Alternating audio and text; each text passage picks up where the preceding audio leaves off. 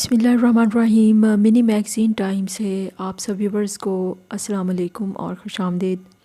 Viewers, Pakistan में रोज़ाना नई नई डेवलपमेंट्स हो रही हैं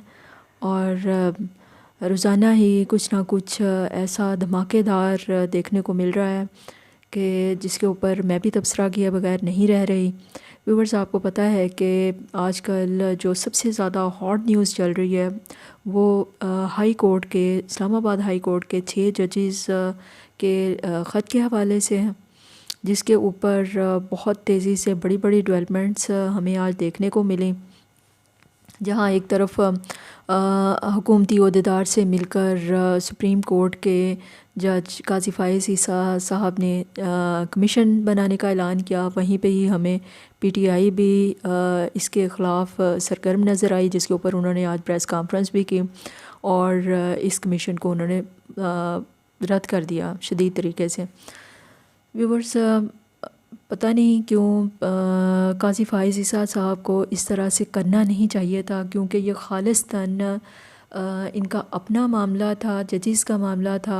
इसके ऊपर इन्हें फ़ौरी तौर पे ख़ुद ही एक्शन लेना चाहिए था, बजाय ये कि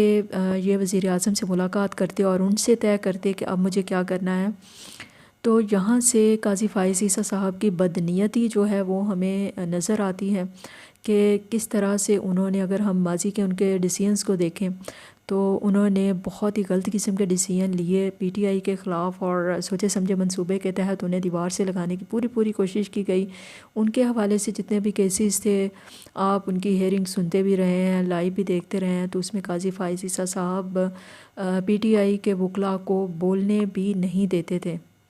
और जैसे ही वो बात शुरू करते थे उनकी बात काट दी जाती थी। और ये बड़ी अजीबोगरीब किस्म की सूरत हाल हमें लाइव भी देखने को मिली।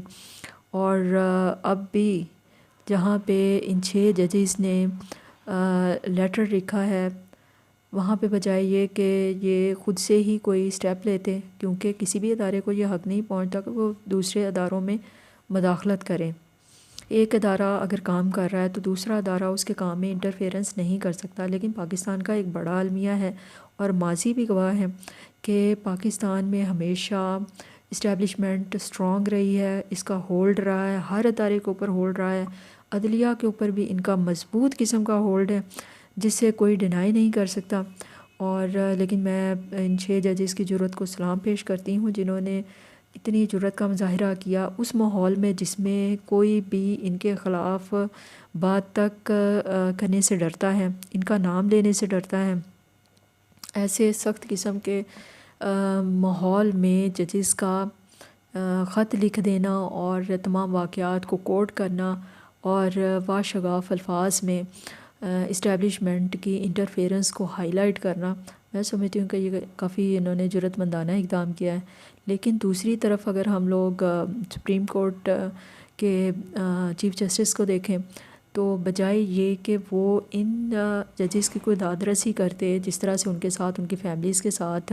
बुरा सलूक किया गया, उन्हें दबाने की कोशिश की गई, उन्हें ब्लैकमेल करने की कोशिश की गई, उनके बेडरूम्स के अंदर कैमरे लगाकर